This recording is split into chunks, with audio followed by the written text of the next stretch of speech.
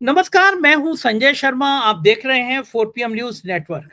एक गाना था, बेगानी शादी में अब्दुल्ला दीवाना।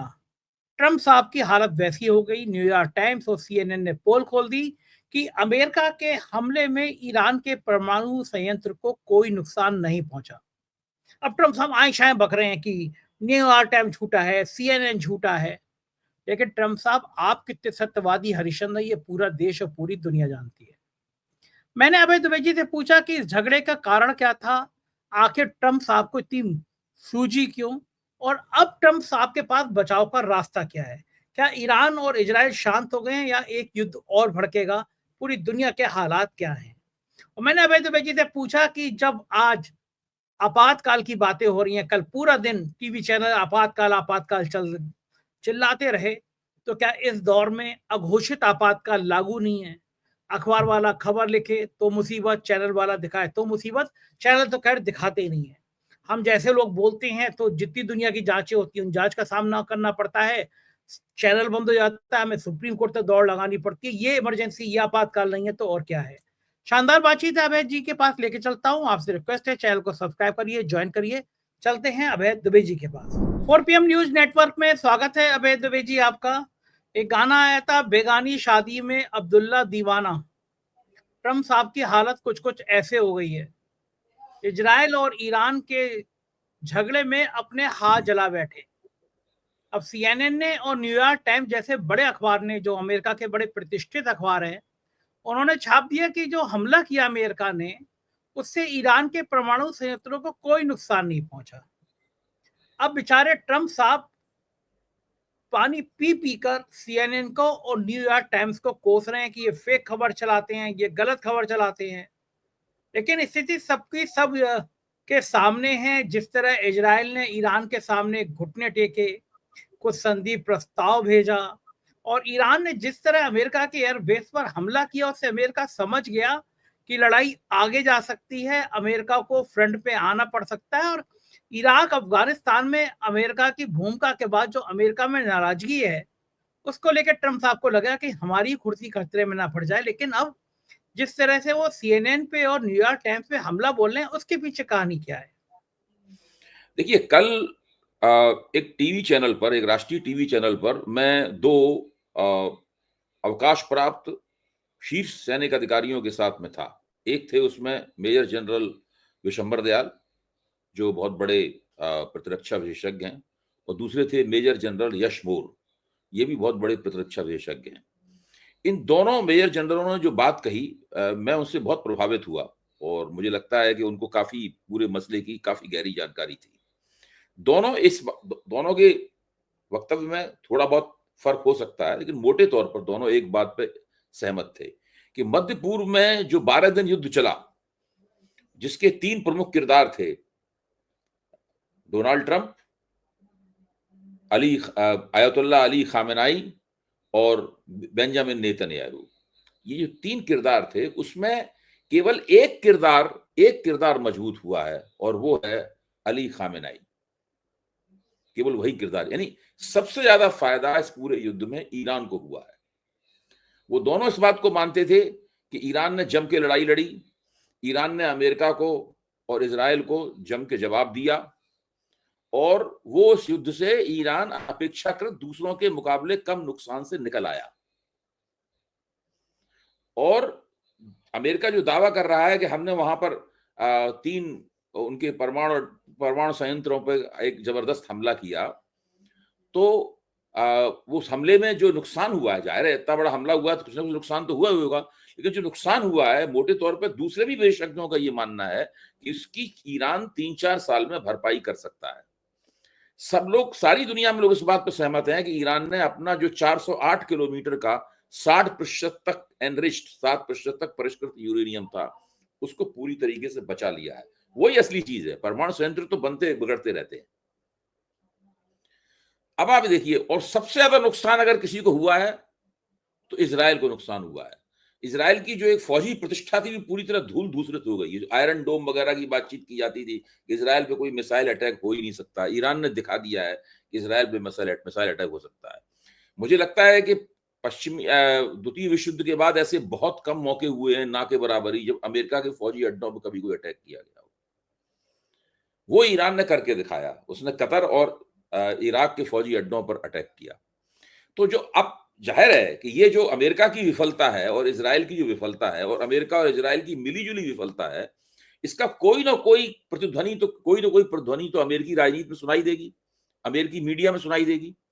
जो न्यूयॉर्क टाइम्स में छपा है, वाशिंगटन पोस्ट में छपा है, ये वही प्रतिध्वनि है। और आप अगर ट्रंप के और उनके मंत्रियों के और उनके जो मिलिट्री सलाहकार हैं, उनके बयानों पर अगर गौर करें तो आप पाएंगे उन दोनों में भी फर्क है। भाई ट्रंप कह रहे हैं कि हमने पूरी तरीके से तबाह कर दिया, ये बिल्कुल एक ऐतिहासिक कामयाबी थी वगैरह वगैरह, ट्रंप ये कह रहे हैं। लेकिन वो लोग जो बयान दे रहे हैं वो बड़े सधी हुई भाषा में बयान है। वो इस प्रकार का एक तरफा बयान नहीं दे रहे कि हमने झंडे गाड़ दिए, हमने किला जीत लिया, वाह वाह वाह वाह, वो अपने हाथ से अपनी पीठ नहीं ठोक रहे, क्योंकि वो जानते हैं कि उन्हें कहीं ना कहीं जवाब देना पड़ेगा जब उनकी बात गलत साबित होगी। ट्रंप को तो इस बात की कोई परवाह नहीं है। आप देखिए ना, आप समझ में आता है कि नरेंद्र मोदी को ट्रंप में ऐसी क्या खास बात लगी थी कि उनको अपना दोस्त कह बैठे, और ट्रंप को कैसी क्या खास बात लगी थी नरेंद्र मोदी को अपना दोस्त मान लिया। क्या खास बात थी उन लोगों में एक दूसरे का हाथ पकड़ के अमेरिका में अब की बार ट्रंप सरकार का नारा लगाया गया। दरअसल ये दोनों नेता एक ही तरह के हैं, दोनों ही नेता झूठे नैरेटिव चलाने में माहिर हैं। इनका एकमात्र काम है, एकमात्र चीज पर महारत हासिल है कि कैसे कुशलता पूर्वक और निर्लज्जता पूर्वक माथे पर शिकन ना आए झूठ बोलना। निरंतर वही लोग करते हैं। मोदी हर मुकाम पे झूठ बोलते हैं, गलत तथ्यों को पेश करते हैं। अब जैसे कि वो सब जगह हिंदुस्तान में ये कहते हुए घूम रहे हैं आजकल मोदी जी कि जो ऑपरेशन सिंदूर में हमारी सफलता हुई वो भारत में बने हुए हथियारों के दम पे हुई।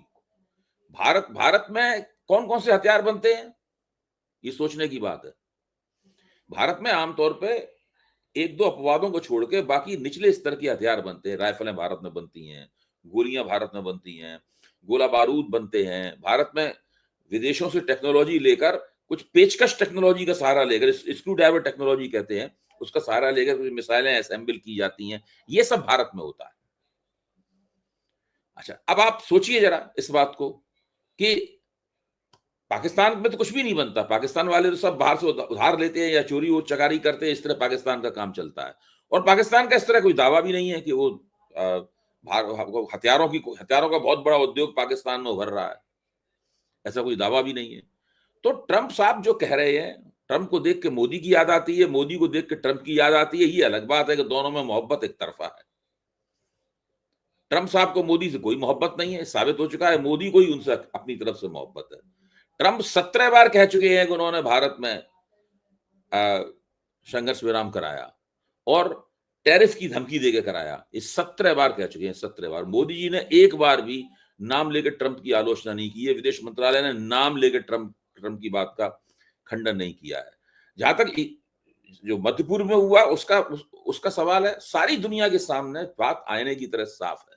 सब लोग इस बात को स्पष्ट रूप से समझते हैं कि ईरान में जाहिर है जब हमले हुए हैं, इजराइल ने ढेर सारे विमान वहां पे घुसेड़ दिए और उन्होंने जम के वहां बमबारी की, फिर अमेरिका ने बमबारी की, तो ईरान में इमारतें गिरी होंगी, उनके परमाणु संयंत्रों को नुकसान हुआ होगा, लोग मरे होंगे, उसमें इमारतों में बैठे हुए वैज्ञानिक भी मारे गए हैं, उनके सलाहकार भी मारे गए हैं, नेतृत्वकारी लोग भी मारे गए हैं।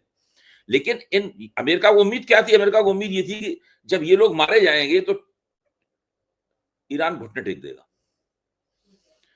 दूसरी उम्मीद ये थी कि इन लोगों के मारे जाने से जो सेकंड रैंक एंड फाइल है, दूसरी कतार के नेता हैं, जो ईरान की सत्ताधारी पार्टी है, वो लोग पलट के खामेनेई का गिरेबान पकड़ लेंगे और वहीं विस्फोट हो जाएगा और सत्ता परिवर्तन हो जाएगा। वो भी नहीं हुआ। यहां तक की स्थिति यह है कि 83 वर्ष के उस नेता के पीछे इस वक्त पूरा ईरान, जो नेता पहले लोकप्रिय नहीं था, मैं मानता हूं उस बात को, उसके खिलाफ भी नाराजगी थी जनता में, सारा देश जो है उसके पीछे एकताबद्ध होकर खड़ा हो गया है। उल्टा हो गया। फिर ट्रंप को यह कहना पड़ा कि हम सत्ता परिवर्तन करना नहीं चाहते हैं, सत्ता परिवर्तन करने से अराजकता फैलती है। कल ही ट्रंप ने बयान दिए हैं दोनों। ये वो लोग हैं। अब तो नेतन्याहू भी कह रहे हैं कि हम कोई सत्ता परिवर्तन के लिए थोड़ी ना हमने हमला किया था। जो लोग खुल के सत्ता परिवर्तन की बात कर रहे थे, ट्रंप तो खुल के सत्ता परिवर्तन की बात कर रहे थे, वो कह रहे थे कि I want to make Iran great again. Iran को वो ये न केवल अमेरिका को ग्रेट बना रहे हैं बल्कि ईरान को भी ग्रेट बना रहे थे। तो देखिए इस प्रकार के लोग हैं ये इस देश का, दुनिया का दुर्भाग्य है, हमारे देश का और सारी दुनिया का दुर्भाग्य है कि इस तरह के तमाम नेता चुनावी रास्ते से शीर्ष पर पहुंच गए हैं और हर जगह वो एक इलेक्टोरल ऑटोक्रेसी की स्थापना कर रहे हैं। अच्छा, अब इलेक्टोरल ऑटोक्रेसी का दांव ये है, उसका दांव ये है कि हम संविधान को खारिज किए बिना, संविधान में संशोधन किए बिना संविधान की मान्यताओं का अतिक्रमण करते चले जाएंगे। संविधान की पूजा करेंगे, संविधान की जय जयकार करेंगे, संविधान के चारों तरफ नाच भजन कीर्तन करेंगे, लेकिन संविधान के न शब्दों का सम्मान करेंगे न उसकी भावना का सम्मान करेंगे। ये सब जगह चल रहा है, अमेरिका में भी चल रहा है और भारत में भी चल रहा है। नेतन्याहू ने कहा कि हमने तो फरवरी में ही बता दिया था ट्रंप को कि हम हमला करने जा रहे हैं, और फिर साथ दे या न दिया फैसला ये ट्रंप का था। हमने फरवरी में ही बता दिया था अमेरिका को कि हम हमला करेंगे। तो इतना टाइम पहले बता दिया था, इतने टाइम तक क्या तैयारी करते रहे ट्रंप साहब की साथ देना है नहीं हम देना और है? आप जानते हैं अच्छी तरीके से कि नेतन्याहू के खिलाफ भ्रष्टाचार के जबरदस्त इल्जाम है। अगर ये सत्ता से हटे तो इनको जेल जाना पड़ेगा। जो पार्टी इनकी लिकुड पार्टी जो है उसके खिलाफ वहां बहुत ज्यादा नाराजगी थी। जिस वक्त ये गजा पट्टी के ऊपर अत्याचार कर रहे थे, फिलिस्तीनियों के ऊपर अत्याचार कर रहे थे, उस वक्त भी, उस युद्ध से भी इनकी जो साख थी वो नहीं उठी, लोगों की नाराजगी कम नहीं हुई। फिर उन्होंने ईरान पे हमला किया। ईरान पे हमले के बाद अब सुना जाता है कि लिकुड पार्टी के खिलाफ उतनी नाराजगी नहीं है इतनी गजा पर हमला करते समय थी। बहरहाल जो भी हो, धीरे धीरे इजराइल की राजनीति की परतें भी साफ हों, राजनीति की समस्याएं भी हल होंगी। मुझे नहीं लगता है कि किसी भी तरीके से नेतन्याहू को स्थानीय राजनीति में भी इन दो हमलों से कोई विशेष लाभ हुआ है।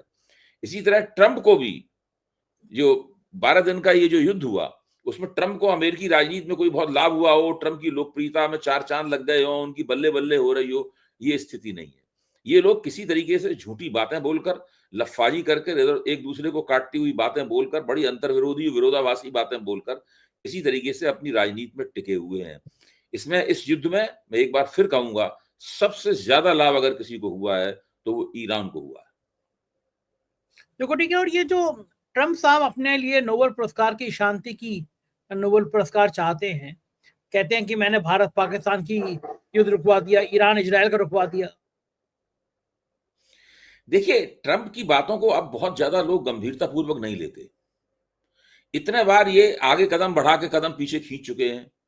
अच्छा, कुल मिलाकर अब भाई बिल्कुल शुरुआत का मामला था तो नयापन लोगों का था कि एक आदमी अजीब अजीब किसी हरकतें कर रहा है, सब लोग डिकोड करने की कोशिश कर रहे थे, समझने की कोशिश कर रहे थे कि मामला है क्या। भाई अमेरिका का राष्ट्रपति चुना गया है, दूसरी बार चुना गया है, तो कुछ तो उसकी बात में मर्म होगा। मैं भी सोचता था इस तरह, मैंने आपको कहा भी है भाई कुछ तो उसकी बात में मर्म होगा। अब 20 जनवरी को हुआ था फायदा, शपथ ली थी, फरवरी, मार्च, अप्रैल, मई, जून, आप देखिए 5वां महीना खत्म होने के लिए जा रहा है। अब आप इससे समझ लीजिए कि बंदा कहां पर खड़ा हुआ है, किस मुकाम पर खड़ा हुआ है। 5 महीने के अंदर इस व्यक्ति ने अपने पद की गरिमा पूरी तरह नष्ट कर दी, उल्टी सीधी बातें करके और अशिष्ट किस्म की बातें करके बताया है कि ये इस योग्य नहीं था जिस योग्य अमेरिका के मतदाताओं ने इन्हें समझा था। इन्हें आप देखिए पिछले 5 महीनों में कोई सफलता नहीं प्राप्त हुई है, केवल डींगे मारी हैं इन्होंने। युद्ध खत्म करने का वायदा करके आए थे, खुद युद्ध में भागीदारी कर ली उन्होंने, और तो और।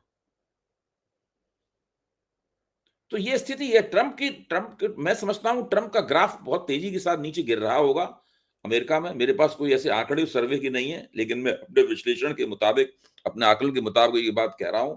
और जो उनका तरीका है ट्रंप साहब का, ये ग्राफ और भी नीचे गिरता चला जाएगा। 12 महीने जब खत्म होंगे तब तक इनकी जो प्रेसिडेंसी है उसका भुरकुस निकल चुका होगा। कह रहे हैं। दूसरी खबर की तरफ चलते हैं। भारतीय जनता पार्टी, मोदी सरकार ने आपातकाल को लेकर आज बड़ा हल्ला गुल्ला काटा। संसद का विशेष सत्र नहीं बुला पा रहे हैं पहलगांव के मसले के बाद, लेकिन इमरजेंसी को लेकर आज फिर हमला बोला। और मैं सुन रहा था आज तक के चैनल को, कह रहे थे कि देखिए इमरजेंसी में संपादकों के मुंह बंद कर दिए गए थे, संपादक कंप्रोमाइज कर गए थे, तो मुझे बड़ी हंसी आ रही थी कि 11 साल बाद जब घोषित इमरजेंसी नहीं है, अघोषित इमरजेंसी है, तो किन किन संपादकों के मुंह खुले हुए हैं, कौन कौन से गोदी मीडिया के चैनल बोल पा रहे हैं। तो ये सारी चीजें देश में जो इस समय चल रहा है, क्या वो आपातकाल से कम है? आप तो अभय दुबे जी, आप तो जेल भी गए हैं इमरजेंसी में, पिताजी आपके जेल गए हैं, और मौजूदा दौर में जो आपातकाल है, 4 PM जैसे चैनल को उठा उठा के हमारी जांचें, ईओडब्ल्यू, इनकम टैक्स, ईडी, हमला, चैनल बंद कर दो, सुप्रीम कोर्ट से चैनल खुलवाना पड़ा। ये आपातकाल नहीं है तो और क्या है? केवल इसीलिए तो कर रहे हैं, हम बोल रहे हैं, हम आपके आज संग बैठ के समाजवादी बातचीत। पार्टी के एक प्रवक्ता ने, आज मैं एक टीवी पर आपातकाल के ऊपर चर्चा कर रहा था, उसमें कांग्रेस के प्रवक्ता भी थे, बीजेपी के प्रवक्ता भी थे, समाजवादी पार्टी के भी प्रवक्ता थे, मैं था और पत्रकार थे। तो समाजवादी पार्टी के प्रवक्ता ने एक बात बड़ी खूबसूरत कही, मैं उनका नाम भूल रहा हूँ, अच्छा बोल रहे थे वो। तो एक बात उन्होंने बड़ी खूबसूरती से कही, उन्होंने कहा कि नरेंद्र मोदी ने आपातकाल से एक ही बात सीखी है कि संविधानगत आपातकाल की घोषणा किए बिना आपातकाल कैसे लगाया जाता है। सबसे अच्छी बात नरेंद्र मोदी ने अपने लिए सबसे फायदेमंद बात आपातकाल से सीखी है, और ये बात सही है। एक मैं समझता हूं ये भारतीय जनता पार्टी के नेताओं ने एक खास तरह की कला विकसित की है कि वो फौरन कहेंगे भाई हमने तो आप हमारा विरोध, जब आप जैसे ही आप कहते हैं कि आपने अघोषित इमरजेंसी लगा रखी है, तो कहेंगे आप तो हमारी आलोचना कर रहे हैं, हमने तो आपका वारंट नहीं निकाला, आप हमारे टीवी पे बैठ के हमारे मुंह पे हमारी आलोचना कर रहे हैं। आप नरेंद्र मोदी को दिन रात आड़े हाथों लेते रहते हैं, भाजपा की किसी भी बात को आप सही नहीं मानते, आप उसकी आलोचना कर रहे होते हैं, आपको जेल तो नहीं भेजा गया, तो आप किस आधार पर कह रहे हैं? मतलब फौरन इस तरह के जवाब आते हैं। मैं खुद इस तरह के जवाब कई बार सुन चुका हूं। मध्य देश में कहां पे हमने कौन सा कानून लग के किन किन विपक्षी नेताओं को गिरफ्तार किया है? जो गिरफ्तार किया उनके खिलाफ भ्रष्टाचार के इल्जाम थे, वो अदालत से जमानत तो छूटे हुए हैं। मतलब इस प्रकार के तमाम तर्क ये देते हैं। अच्छा, लेकिन हम सब लोग जानते हैं कि हो क्या रहा है, और आप of the record Bharatiya Janata party के नेताओं से, कार्यकर्ताओं से बात कीजिए, वो खुद भी कहेंगे मुस्कुराते हुए। एक बार मैंने भाजपा के एक प्रवक्ता से कहा, हमारे मित्र भी थे, हमने कहा भाई सबको शुरुआत की बात है, सबको गद्दार अद्दार सब ये क्यों कहते हो?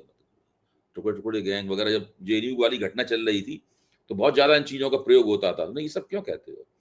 तो उसने कहा देखिए आपने हमारी पीठ पे लिख दिया सांप्रदायिक, हमने आपकी पीठ पे लिख दिया गद्दार,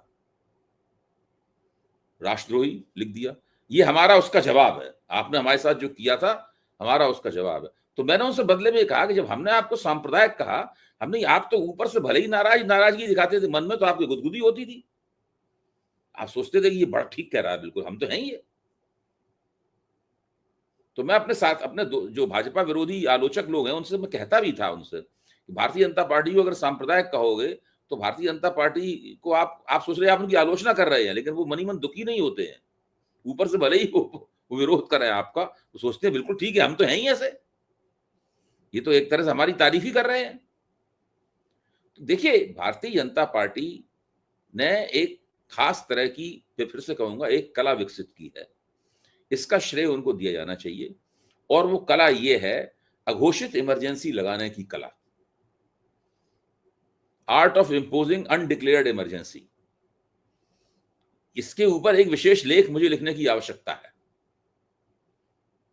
वो एक लेख जरूर लिखूंगा कि हाँ, ये जरूर लिखूंगा कि अघोषित इमरजेंसी लगाने की कला कैसे है। तो ये सब भाजपा ने किया है, और इस मामले में धीरे धीरे जैसे जैसे उनकी समय मिलता जा रहा है, अब तो 11वां साल चल रहा है उनका, 11 साल हो चुके हैं पूरे। तो अब इसमें बड़ा बारीकी भी उन्होंने, नफासत भी हासिल कर ली है, मैं ये कहूँगा। पहले जो अधगचरापन था ना, अब से बीच बीच में वो नरेंद्र मोदी ने कुछ खास बात, नरेंद्र मोदी से एक बार जो गो हत्या के नाम पर जो मुसलमानों को लिंच करने वाले थे, मतलब एक बार नरेंद्र मोदी ने उसकी निंदा कर दी थी, तो अब वो भाजपा वालों के पास एक रटा रटाया, देखिए मोदी जी ने उसकी निंदा की थी, मतलब मुसलमानों की लिंचिंग जारी है, लेकिन अगर आप उसकी आलोचना करेंगे, देखिए मोदी जी तो उसके खिलाफ है। तो इस प्रकार के इन्होंने कुछ हथकंडे इस्तेमाल करना सीख लिए, बाकी सब तो हम तो जानते ही इस देश में क्या हो रहा है। अच्छा, कांग्रेस को इस मुद्दे पर कैसे जवाब देना चाहिए? आज कांग्रेस पिछड़ा वर्ग के अध्यक्ष अनिल जैन, वो मुझसे फोन पे बात हुई, तो वो मुझसे कह रहे थे कि देखिए, अगर एक तरह से देखा जाए इमरजेंसी, तो इमरजेंसी में तो पिछड़ों और दलितों का भला हुआ। ये जो सामंतवादी ताकतें थी, जो ठाकुर थे और जो ऊंची जाति के लोग थे, वो जितना अत्याचार करते थे वो अत्याचार बंद हुआ। गरीबों देखिए, पिछड़ों कांग्रेस का मैंने सब सुना देखा है, कांग्रेस क्या बोल रही है, उनके प्रवक्ता भी थे हमारे कार्यक्रम में। कांग्रेस अभी अपनी बात को, इमरजेंसी वाले प्रश्न को ठीक से नहीं पेश कर पा रही है। अगर मैं उनकी जगह होता तो क्या कहता? मैं ये कहता कि 1970 में जो इंदिरा गांधी के हाथ की सत्ता चली गई, उस वक्त भी पूरा दक्षिण भारत इंदिरा गांधी के साथ था। हाँ। 150 से ज्यादा सीटें इंदिरा गांधी ने जीती थी। उत्तर भारत में वो बुरी तरह से हार गई थी। बिहार और उत्तर प्रदेश में उनको एक भी सीट नहीं प्राप्त हुई थी, 0 सीट आई थी कांग्रेस को। तब उत्तर प्रदेश में 85 सीटें हुआ करती थी, 84 सीटें हुआ करती थी उत्तर प्रदेश में, 84 शून्य सीटें आई थी। बिहार में शायद कितनी 50 सीटें हुआ करती थी, बिहार में 50 से 51 सीटें हुआ करती थी, शून्य सीटें आई थी। मतलब 130 सीट तो इंदिरा गांधी यहीं पे पीछे हो गई थी। मैं ये कह रहा हूं कि आप सोचिए इस बात को कि जो इमरजेंसी लगाना ऐसा जघन्य का कृत्य करने के बावजूद भी इंदिरा गांधी ने 150 से ज्यादा सीटें प्राप्त की थी, और विंध्याचल के उधर का पूरा भारत उन्होंने जीत लिया था। इसलिए ये कहना कि इमरजेंसी की वजह से वो सारे देश में लोकप्रिय थी, गलत है। ये कहना भी गलत है कि पूरा देश उनके खिलाफ था। देश का बड़ा हिस्सा उनके खिलाफ था, लेकिन एक देश का काफी अच्छा खासा बड़ा हिस्सा उनके समर्थन में भी था। दूसरी बात, ये कहना कि इमरजेंसी में राजनीतिक स्वतंत्रताओं का हनन किया गया, इसलिए लोगों ने उनके खिलाफ वोट किया, ये गलत है कहना। राजनीतिक स्वतंत्रताओं का हनन नहीं किया जाना चाहिए था। मुझे जेल में नहीं डाला जाना चाहिए था, मेरे पिताजी को जेल में नहीं डाला जाना चाहिए था, मुझे मजबूर नहीं किया जाना चाहिए था कि मैं जेल से बीए प्रथम वर्ष का इम्तिहान दूं, और मेरे ऐसे अनगिनत लोग थे ऐसे। वो पूरा जो जनादेश था वो इमरजेंसी के खिलाफ नहीं था, वो नसबंदी के खिलाफ था। देखिए, इमरजेंसी के ऊपर बहुत सारी रिसर्च हो चुकी है। इमरजेंसी की उत्पीड़ितों ने भी किताबें लिखी हैं, रिसर्च स्कॉलर्स ने भी किताबें लिखी हैं, पत्रकारों ने भी किताबें लिखी हैं, और एकेडमिशियंस ने भी किताबें लिखी हैं। मेरी इसमें जी दिलचस्पी है, मैंने सबको पढ़ा है ध्यान से और समझने की कोशिश की। मैं खुद भी इमरजेंसी का उत्पीड़ित रहा हूं, मेरा परिवार इमरजेंसी का उत्पीड़ित रहा है। मेरा मानना यह है कि जितनी बातें ये कही जा, मतलब जो लोग जेल में थे इमरजेंसी में, वो समझते हैं कि वो लोकतंत्र के फरिश्ते हैं।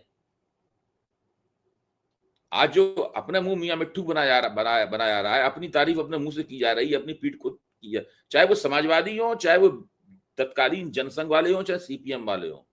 जिसके पास उसके बाद सत्ता आई, उसने सत्ता का दुरुपयोग किया और लोकतंत्र का क्षय किया। संजय जी, आप ही बताइए, इस देश में ऐसी कौन सी बड़ी पार्टी है जो किसी न किसी रूप में कहीं ना कहीं सत्ता में न रही हो?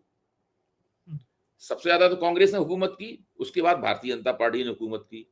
दूसरी ताकतें जो हैं वो भी प्रदेशों में, केंद्र में भी सत्ता में हिस्सेदार रही हैं। तमाम क्षेत्रीय ताकतें भी केंद्र में सत्ता में हिस्सेदार रही हैं, प्रदेशों में रही सत्ताधार है, और थोड़े थोड़े दिन नहीं, बहुत बहुत सालों तक, 20 25 साल तक लोग सत्ता में रहे। क्या सीपीएम पश्चिम बंगाल में कितने लंबे समय तक सत्ता में रही? क्या पश्चिम बंगाल में लोकतंत्र उससे समृद्ध हुआ? ये मोर्चा सरकारें रही पूरे 90 के दशक में सत्ता में, केंद्र में, राज्यों में, उससे क्या लोकतंत्र समृद्ध हुआ? भाजपा 11 साल ये और 6 साल अटल बिहारी, 17 साल हो गए भाजपा को केंद्र में सत्ता में, क्या वो लोकतंत्र को समृद्ध कर पाई? कांग्रेस की कहानी तो हमें पता ही है, हम तो विषय बहस ही कर रहे हैं कि भाई उन्होंने इमरजेंसी लगाई थी। मैं सिर्फ ये कहना ही चाहता हूं कि जयप्रकाश नारायण आंदोलन, जिनकी वजह से इमरजेंसी लगी थी, उनके आंदोलन के मर्म में एक बात थी, इसको कहते थे हमारा प्रतिनिधि कैसा हो। आज हमारे प्रतिनिधियों का आचरण क्या है? कोई वंदे भारत ट्रेन में नागरिकों की नाक तोड़ रहा है घूसे मार मार कर, कोई कुछ कर रहा है, कोई मतलब क्या है, सेक्स और हिंसा का प्रदर्शन चल रहा है। अरे उत्तर प्रदेश में तो अभय जी, उत्तर प्रदेश का एक विधायक को तो 20 साल से ज्यादा सजा हुई नाबालिग बच्ची से बलात्कार के कारण। हाँ, विधायक की गई। आप ठीक कह रहे हैं, और भी जाने कितने ऐसे उदाहरण हैं। अब जयप्रकाश नारायण ने 1974 में ही नारा दिया था कि भाई सिंहासन खाली करो, जनता आती है, मतलब ये प्रतिनिधि वापसी का अधिकार वगैरह, इस तरह की तमाम बहुत सी बातें थी। मैं ये मानता हूं कि जयप्रकाश आंदोलन में जो लोग भागीदारी कर रहे थे वो भी नालायक निकले। जिन्होंने इमरजेंसी लगाई थी वो तो नालायक थे ही। इस देश में खुर्दबीन लेकर ढूंढने के लिए चले जाओ तो लायक नेता नहीं मिलेगा आपको, ये हालत है। हमें कोई पसंद हो ना पसंद हो वो बात दूसरी है, लेकिन आज देश में इमरजेंसी लगी थी। आज तो कम से कम हम लोगों को देखना चाहिए कि क्या जो जिन बातों जिन मांगों के आधार पर इतना जबरदस्त संपूर्ण क्रांति आंदोलन चला था, 1974 वाला आंदोलन चला था, और जिसके कारण इंदिरा गांधी को इमरजेंसी लगानी पड़ी, उससे क्या निकला, क्या हमने हासिल क्या किया? आज हम उसकी रोशनी में अपने लोकतंत्र को किस रूप में देखते हैं? ये एक चुनावी लोकतंत्र है। चुनाव होता है, चुनाव के आधार पर सरकार बनती है, लेकिन चुनाव कैसे होता है, कैसे लोग जीतते हैं, किस तरह सरकार बनती है, इसलिए हम लोग दिन रात बहस करते हैं। मेरा तो मानना है कि इंदिरा गांधी के जमाने में चुनाव ज्यादा ईमानदारी पूर्ण होता था, निष्पक्ष होता था। आज चुनावी प्रक्रिया के ऊपर ज्यादा बड़ा सवालिया निशान है। आज उसके ऊपर सबको संदेह है। इंदिरा गांधी ने कभी ओछे हथकंडे अपना के कोई चुनाव नहीं जीता। यहाँ तो लाइन लगी हुई है, यहाँ तो देखिए क्या लाइन लगी हुई है। सही बात। विपक्ष ने कभी इंदिरा गांधी पर आरोप नहीं लगाया, कि आपने चुनाव में बेईमानी की। अब तो सारा चुनाव है कि बिल्कुल अपने मन की मर्जी के हिसाब से चल रहा है चुनाव आयोग भी। बहुत बहुत शुक्रिया अभय जी, आपने इतनी सारी बातें समझाई। Thank you sir. ये थे अभय दुबे जी। पूरी बातचीत आपने सुनी, मुझे यकीन है ये बातचीत पसंद आई होगी। आपके प्यार भरे कमेंट का मुझे इंतजार रहेगा, करेगा जरूर। Thank you.